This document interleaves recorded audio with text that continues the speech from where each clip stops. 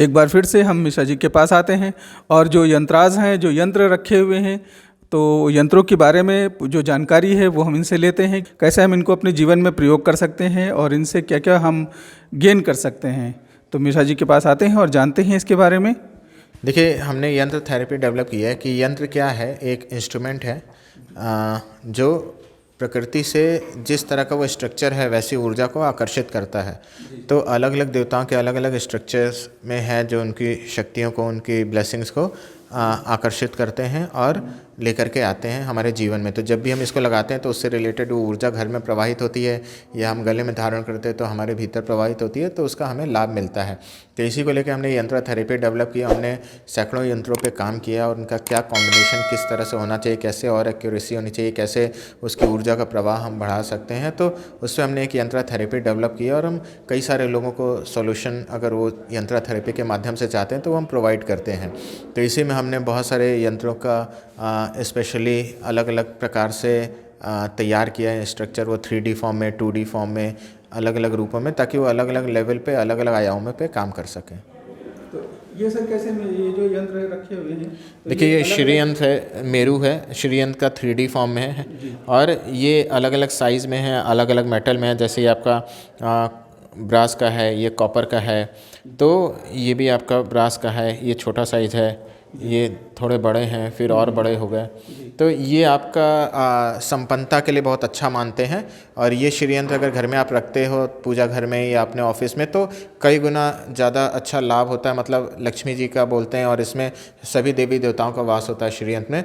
तो हमारे वहाँ श्री, जैसे किसी भी आदर सूचक शब्द के पहले श्री लगाते हैं, श्री एक पूर्णता की निशानी है। तो श्री यंत्र अपने आप में कंप्लीट है, जो सभी देवी देवताओं की शक्तियों को आकर्षित करने में सक्षम है। अच्छा मिश्रा जी, एक ये यंत्र रखे हुए हैं और एक उधर भी छोटे छोटे यंत्र रखे हुए, ये शीट पे बने हुए।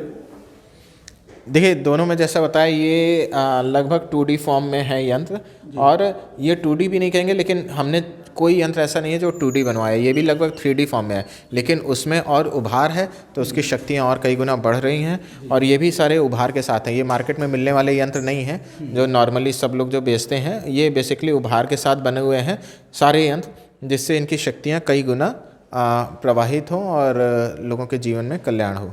अच्छा, तो इनका कैसे प्रयोग करते हैं जो आप लोग ले आते हैं, परचेज करते हैं?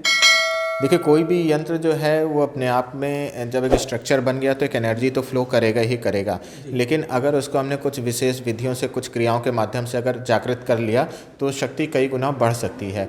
ये हमारे पास जिस तरह का भी यंत्र, अगर वही थेरेपी में हम सिखाते हैं कि जिस तरह का यंत्र अगर किसी व्यक्ति को चाहिए या जो ले रहा है, तो कैसे उन क्रियाओं के माध्यम से उसकी शक्ति को और जागृत करके वो अपने जीवन में उसका लाभ ले सके और अपना कल्याण कर सके। तो जो आपके पास से जो यंत्र लेते हैं, तो उस यंत्र को जागृत करने की आवश्यकता नहीं होती है? हाँ, हम यंत्र को ऑलरेडी चार्ज और जागृत करके देते हैं, और ये ज़रूर से सिखाते हैं कि कैसे आप इस चार्जिंग को मेंटेन कर सकते हैं, इस ऊर्जा को और बढ़ा सकते हैं और मेंटेन कर सकते हैं, और कैसे उसका लाभ कनेक्ट करके अपने आप को ले सकते हैं। अच्छा, ये जो रखा हुआ है सर, जो इसके अंदर जैसे गोल वाला ये रखा हुआ यंत्र, ये तो ये कैसा है? ये श्री यंत्र का ही स्वरूप है और महामृत्युंजय यंत्र का स्वरूप है। ये जैसे आप जो देख रहे हैं, ये महामृत्युंजय यंत्र है।